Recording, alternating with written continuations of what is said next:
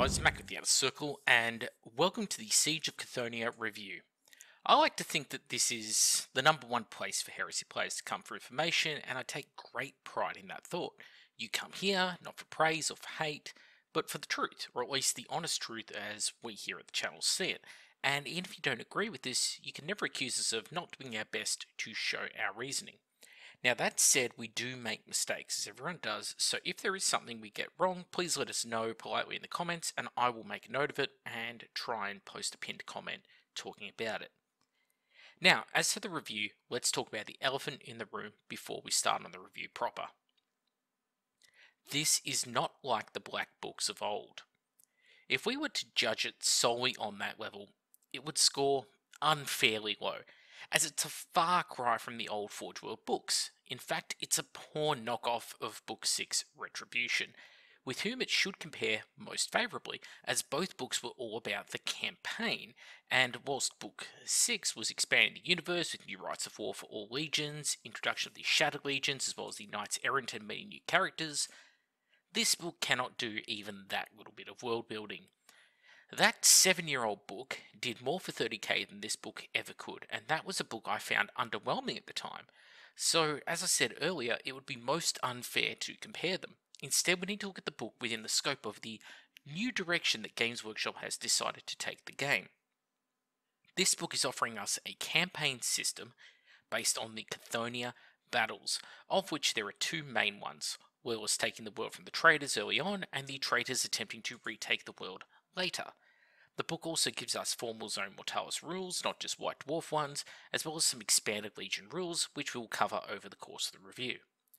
So, first impressions. My first impression of the book was, this is very small. In comparison to the Liber books and the main rulebook, this is almost half the page count, and whilst those other books did contain a ton of rules, this is a mere campaign, and after a year of work, I rather expected to see a larger tome more in line with them.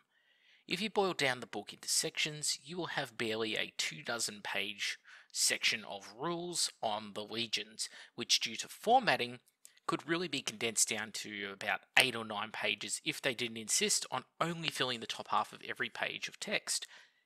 In fact, that describes almost the whole book, where, apart from some very 40k looking pieces of artwork, we find that the text is even thinner on the ground than previous books.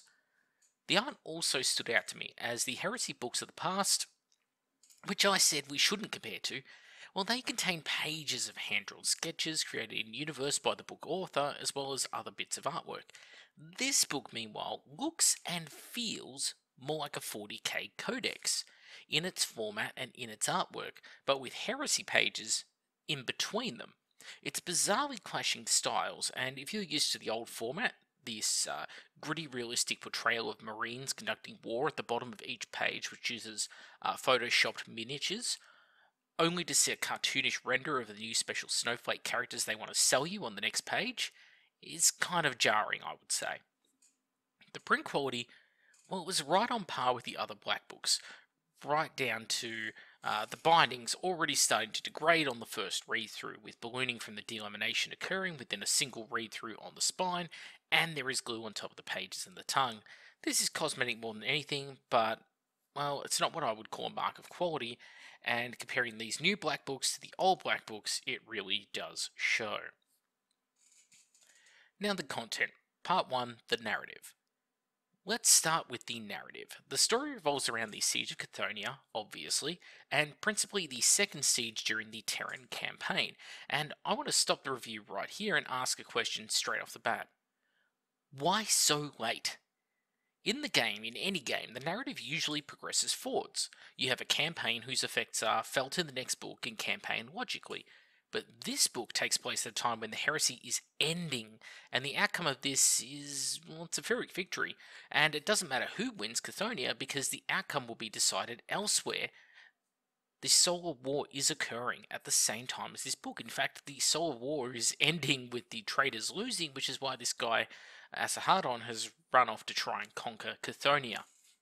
It's such a bizarre choice to make, and the cynic inside of me thinks it was chosen because they wanted to really focus on the Imperial Fist and the Sons of Horus, without looking at the Siege of Terror, and these are two legions who have had so much focus placed on them already that I can only call this choice utterly tone deaf. To continue the review though, this story takes up nearly half of the running of the book and is nowhere near as engaging as previous narratives, mostly due to the above issues I mentioned. Is it well written? Well, that depends on your personal preferences. If you are new to the heresy, never read a novel or the old black books, I think you're probably going to enjoy this story, as its fleshed out campaign, which is something someone coming over from 40k would be probably quite unfamiliar with. For an old hand at 30k, you're going to look at books like Tempest, and you're going to compare the narratives, and probably unkindly. I guess what I'm saying here is that your mileage will greatly vary. Throughout the book, we are shown some traces of colour palettes, but it's nothing like the pages of palettes in the old books where you have an interesting selection of art, often with dreadnoughts, terminators, tanks and more. Instead, you get the blandness that is Mark VI power armour, with the notable exception of a single Imperial Fist Phalanx Warder with an oddly small boarding shield, who somehow managed to find Mark IV power armour. The constant deluge of Mark VI is jarring, and I found myself yearning for the colour palettes of old with their dirt, their grit, with bolt gun, bullet round marks, pocketing the armour, rust chips on the plate, and more. This just feels really cartoonish, and I can't explain how, but yeah, I was not a fan of it. During the lead up to the book releasing, there was also much buzz made about the participants, how the Word Bearers, the Thousand Sons, the Elf Legion would all participate. Shadow Legions were also mentioned, and many far less cynical, or at least far more trusting fans of Games Workshop, took this to mean that there would be Book 6 style rules bringing in the Shadow Legions, and, well, I obviously said this would never happen, and I hate to say it, but I was once more correct in my assumptions, which I publicly shared on multiple occasions, that being that this book is designed to showcase 2 legions and 2 legions alone. Sadly, the narrative for me is therefore a flop. I don't need to read pages and pages on the Sons of Horus and Imperial Fists, as neither legion overly excites me at the best of times, which is a personal bias for sure, but if you're anything like me, you will continue to come to the same conclusion. But if you're not like me, you might get something out of it. Part 2. Core Missions. The mission system is an eclectic mix of good and bad. The thing is, we know what good missions are, and what these are instead is a poorly thought out mess where in 80% of scenarios, they who get to go first shall win. Let's start out with the points level these missions are designed to be played at, which is 3,000 points, a solid large heresy game points level, and there's even a note about playing at other points levels. However, I think anyone who reads that mess of a paragraph will come away slightly confused. So let me read this verbatim to you. All armies for use in a core mission must use a points limit of 3,000 points, or as dictated by the campaign rules or the choice of all players involved in the battles, selected using the Crusade Force Organization chart. Furthermore, all armies for use in a core mission must be selected before the mission is selected or any other stage of battle preparation is taken. This includes selecting any warlord traits, rites of war, psychic disciplines, or other such options, which must all be noted on the controlling player's army roster. So, it must be 3,000 points, unless it isn't 3,000 points, and also select everything about your army prior to the battle prep, but before you know what mission, which is kind of key information, the warlord traits or powers you select are normally based upon. It's kind of a mess when it comes to how you construct your army, and it's actually made things worse than they were in the core game. For the mission deployment, there are 3 types. The problem is, they don't have an equal chance of being picked. Dawn of War deployment is the most likely deployment because you're going to roll it up half of the time. Add to this, Search and Destroy will pop up once per 6 games on average, and the rest of the time expect to play Hammer and Anvil. The missions are all only 4 turns long, without the normal random game length at the end, and they all use some form of progressive scoring. They also share the same secondary objectives, which is a recurring problem in this book, but aside from Slay the Warlord, the other objectives have actually been changed from the core rules, which is a confusing, muddying choice which adds further to the 2.0 learning curve. Since there are 2 secondaries that grant you victory points for killing units in the first turn, the player who goes first is likely to score both first strike and break their ranks. How is the player going second going to reliably kill something in the opponent's first turn? This seems to reward the player going first with both secondaries as soon as they get a single kill. Asymmetrical gameplay, and not in a good way.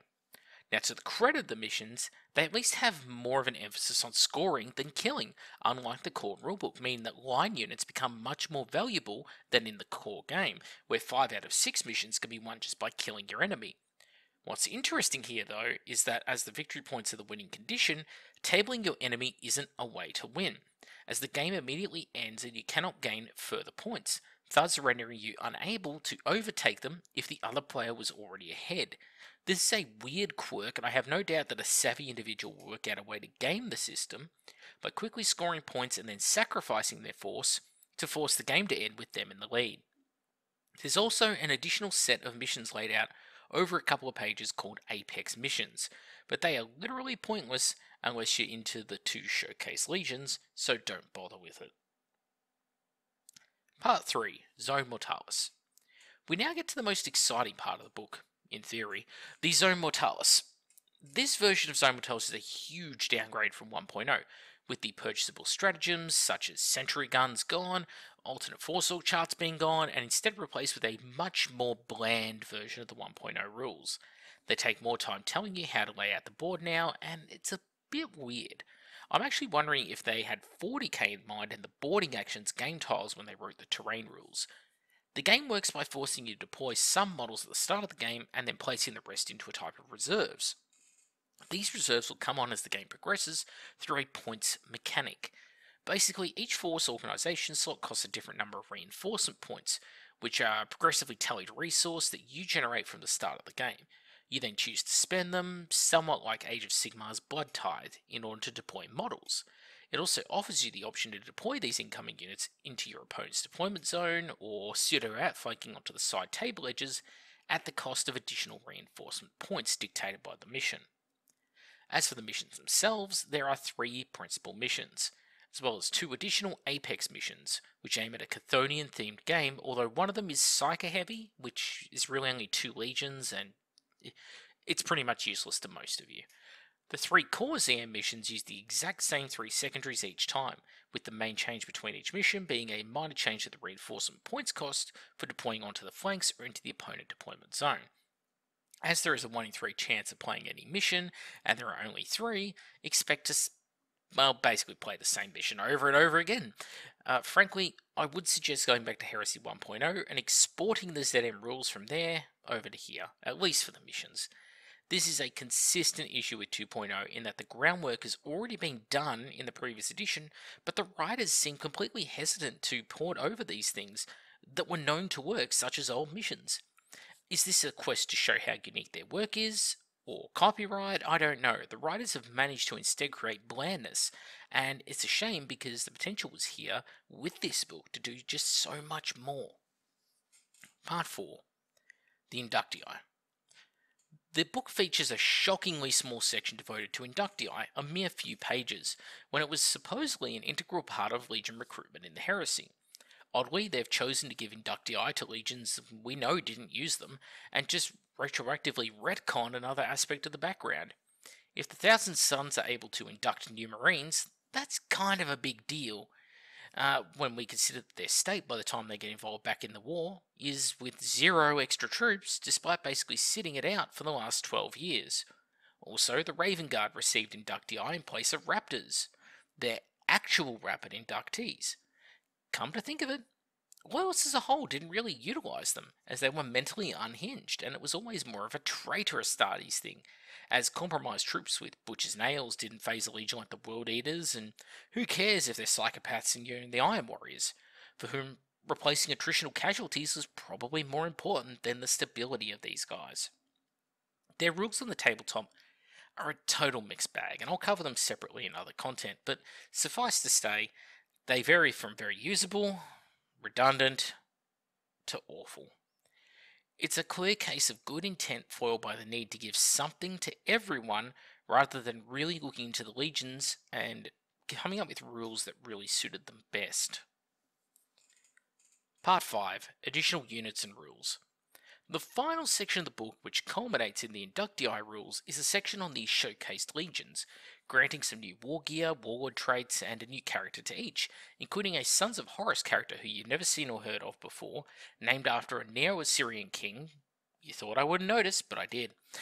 And his bizarrely high weapon skill, which is on par with Jagadai Khan, Korax, Ferris, Vulcan, Gilliman, and more, and he's higher than the Primarch Walker.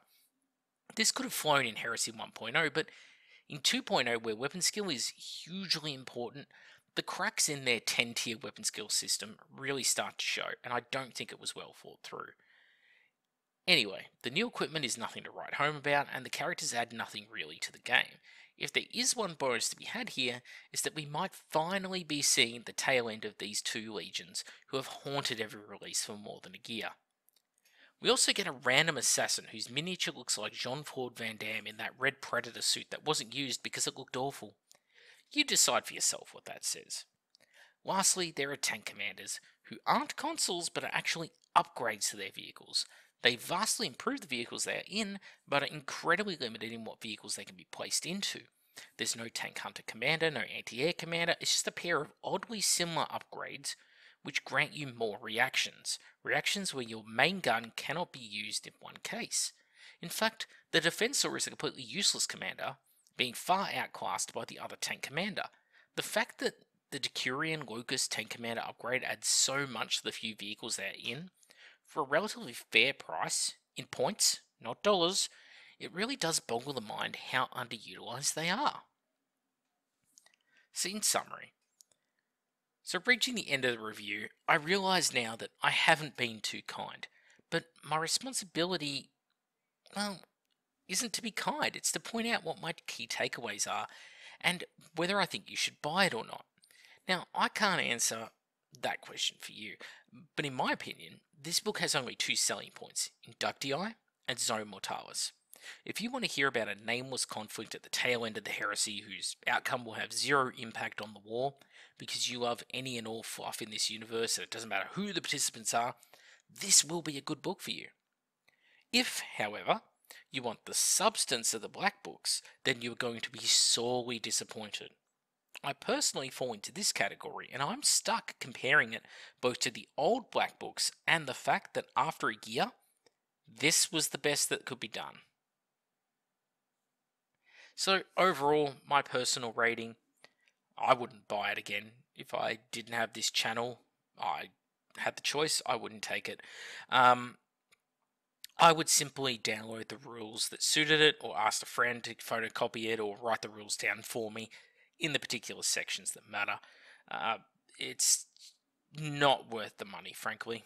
And they need to take a bit of a look at themselves over at Games Workshop, people who are coming up with this, and decide, is this really the route they want to head down going forward? Because if these are the sort of campaign books we can keep expecting, once a year, a book which has 3 or 4 pages of actual rules, yeah, that's not going to cut the mustard. And the fact that this book, if it wasn't for the formatting, really is probably only 120 pages or so in length, if you actually squeezed all of the text into the same page. It's a short book for a big price stamp.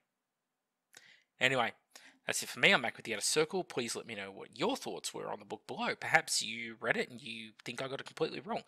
That's totally cool. Put your reasoning in the comments and I'll be sure to read it. Thank you all for watching, and I'll see you all on the next video.